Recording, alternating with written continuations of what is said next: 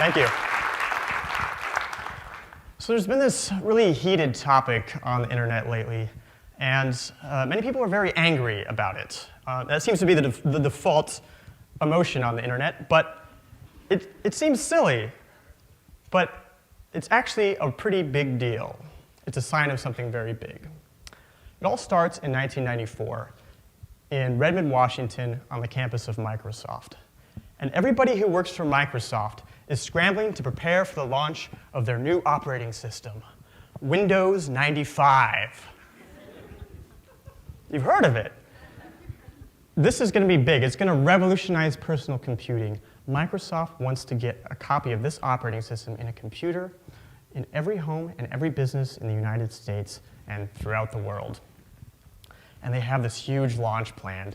There's going to be television commercials on every channel with Rolling Stones songs playing. And they're going to light up the Empire State Building with Windows 95 colors.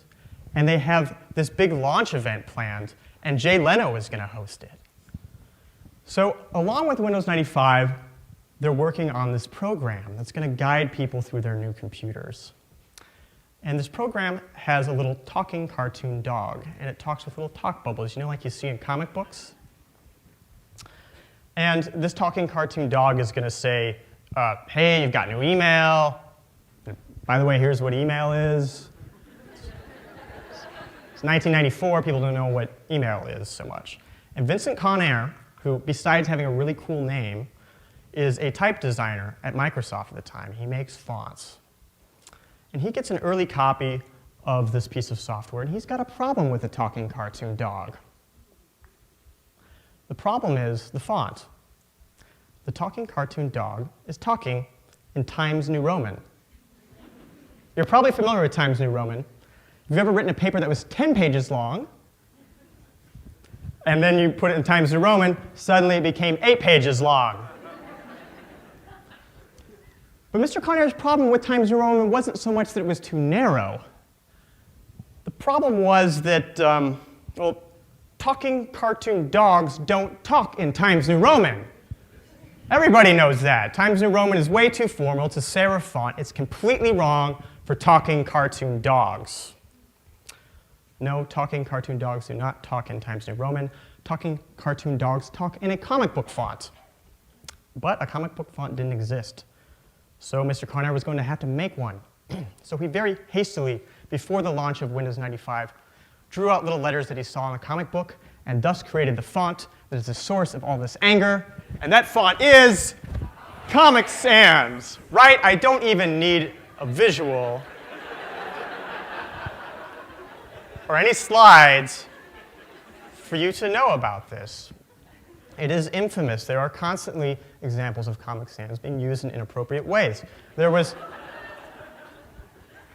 the basketball coach that wrote an angry letter using Comic Sans. There was the Higgs-boson subatomic particle announced in Comic Sans. And recently, the Vatican even released an interactive booklet commemorating their exiting pope in Comic Sans. But poor Mr. Conair, he never intended for Comic Sans to be used in these ways. It was a mistake. It was an accident. You see, he finished it in time for Windows 95, but the talking cartoon dog never got to talk in Comic Sans. You see, since Times New Roman was so narrow that the bubbles that had been made for the lettering, Comic Sans didn't fit in them, and there wasn't enough time to change them. But Comic Sans went ahead and shipped with Windows 95, just as it would have had it actually fit in the bubbles. And Windows 95 was a huge success, right? It remains the most successful launch of an operating system ever. Before too long, nearly every computer manufacturer was shipping with Windows 95. Before too long, it was on almost every computer worldwide. With Windows 95, the personal publishing revolution really hit a tipping point. And so then something happened along with that. People started making things. They were making more things than ever before. They were writing emails, and they were sending letters, and they were making birthday party invitations for their children, and they were making bake sale flyers for their churches.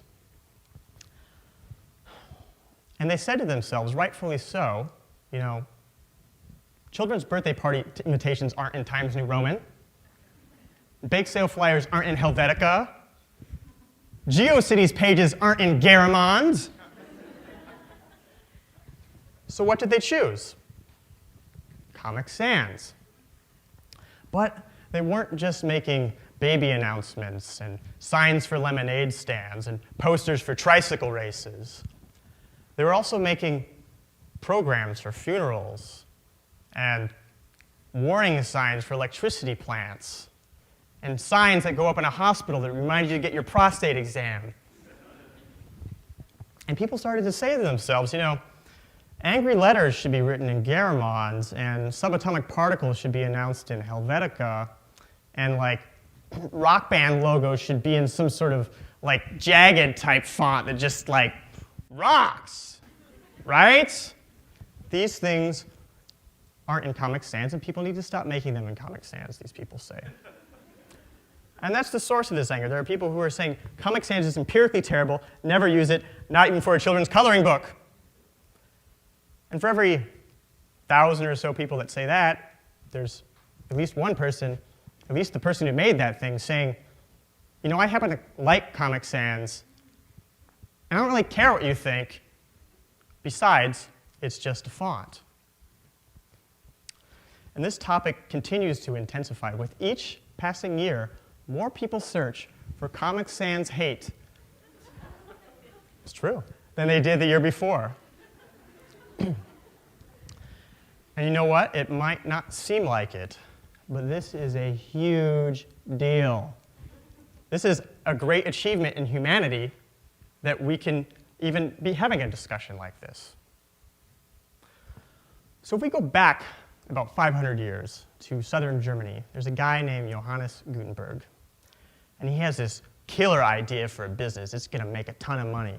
So he borrows a bunch of money, and he hires a couple dozen people to work in his workshop. And he tests and he toils and he tinkers for 15 long years. And he cuts out thousands of tiny little letters and perfects the technology for Europe's first printing press and to produce the first printed Bible. Well, this Bible was big. It was, here, it was as big as this book. Actually, it would have been 2 volumes of this book. It weighed as much as a Cocker Spaniel. And it wasn't cheap either. Normal people like you and me couldn't afford it. In fact, the clerks who used this, it would be 3 years' salary just to buy one. That didn't matter quite so much because we couldn't read it anyway. Most of us were too busy toiling in the fields for our feudal lords or dying of strep throat or cholera to be concerned with knowing how to read. Reading was reserved only for a privileged few.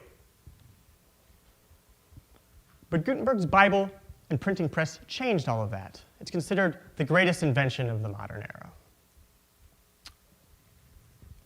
And it seems really obvious in retrospect, but really think about this. Printing and publishing in books made it so that you could have an idea, and then you could store it somewhere, and then I could put that idea in my brain, and then I could say, hey, I like that idea, and then I could put that in another book, and then other people could read that. We could do that over and over again on a wide scale. Printing and publishing networked people's brains. And so eventually people did learn how to read. And within a couple hundred years, the Age of Enlightenment started. We started using the scientific method, and we developed antibiotics to cure our strep throat, and we formed governments that weren't based on feudalism, and we developed all sorts of other innovations like electricity and computers and the internet and Windows 95 and Comic Sans. And all the things that we had to invent so that all of us could gather today and to share more ideas. But before the personal publishing revolution, before Windows 95, before Comic Sans, most of the printing, most of the publishing, most of the making wasn't done by regular people. It was done by craftspeople who had to study for years and learn about typography and cut out little letters, or choose little letters cut out by another craftsperson that were appropriate for the content and the context. the tools weren't widely available, and the barrier to entry was higher. Fewer people were doing it. Fewer people were publishing, fewer people were designing. Just like it was when Gutenberg's Bible came out. The tool, the book, wasn't widely available. Few people could read. And Vincent Conaire was one of those craftspeople. He tried to make the font that was right for the content and the context. It didn't really turn out the way that he expected. I mean, he's even said that he's embarrassed that his career is associated with this font. It's just used in these ways that he never anticipated. It seems really obvious in retrospect, but when you're revolutionizing personal publishing, people are going to use your font. He just didn't have a conception, really, of what a big audience he was actually designing for. And now, each of us is one of these craftspeople. Each of us can make things for other people to see on a widespread scale. So we're not just scribbling our banana bread recipes on an index card and putting it in a little box on our kitchen counter. We're making a blog so everybody can try our recipes. And we're not just opening a lemonade stand, we're doing a Kickstarter campaign for a new health drink. We're not just singing alone to ourselves in our room. We're cutting an album, we're making cover art for that album. But with this new power comes new obstacles, and there are two big ones. The first one is that the more people there are who are making things, the harder it is to get your thing into someone else's brain. I can access millions of Gutenberg Bibles worth of information with this little thing. And not only is this a book, it's also a printing press. Ideas are transferred from one brain to another billions of times a day with these little things. So if you want to get your idea in other people's brains, it's going to have to really connect with them. Which brings me to the other thing. And that is that when you're making things for other people, what you like and what feels comfortable to you isn't always going to be what they like. I might have liked to come give this talk in my pajamas. I mean, that's what I was wearing when I wrote it, anyway. But when you make things for other people, you communicate with more than just your content. And it's not always as simple as just choosing the right font. There's colors and shapes and lines and textures. All these things say things about the things that we make. And it's the shapes and lines that people are taking issue with Comic Sans. They're saying, you know, I really don't want the brochure from my surgeon to look like it was scribbled by a child. And these elements of visual language are in all the things that we make. They're in the logo for your startup. They're in your album cover. They're in the grant proposal for your research. They're in the presentation that you're pitching to your boss.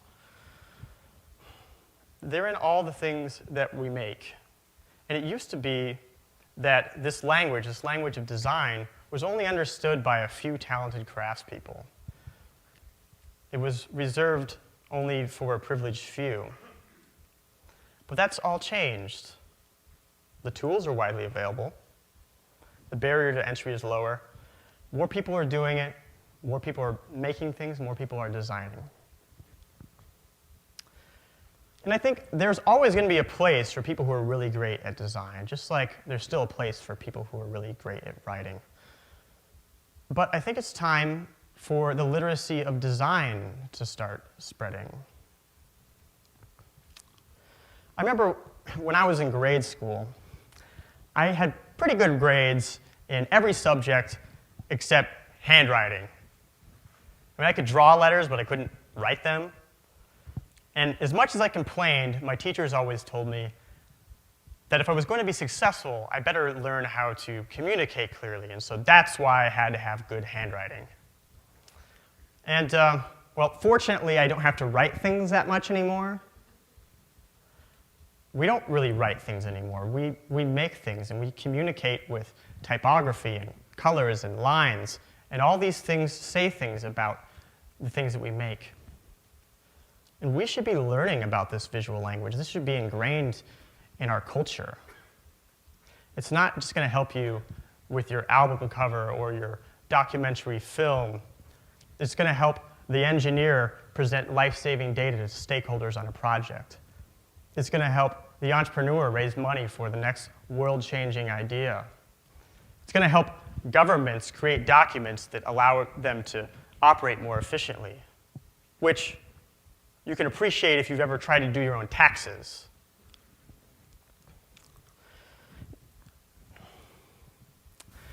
We're learning about these things already.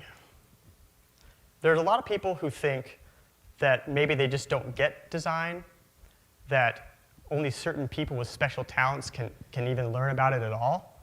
But I don't really think so. I stood up here and named maybe half a dozen typefaces with no visual aids whatsoever, and I saw nodding heads all around the room from people who probably wouldn't call themselves designers. And you were picturing those typefaces in your heads, and that wouldn't have happened 20 years ago. That wouldn't have happened before the personal publishing revolution, before Windows 95. It wouldn't have happened before the great Comic Sans debate. We're learning about these things already. We're hardly even aware of it. Keep in mind, Gutenberg's Bible was printed over 500 years ago. Now we know how to read and write. It's going to seem so obvious in retrospect, but it's happening right under our noses. All this silly complaining over a silly little font is evidence of that. It's happening anyway, so I feel like we should be intentional about it. If we want to get our ideas in other people's brains, we need a new kind of literacy, the literacy of design. And I think that we have everything that we need to make it happen, so I hope that we'll pursue it. Thank you.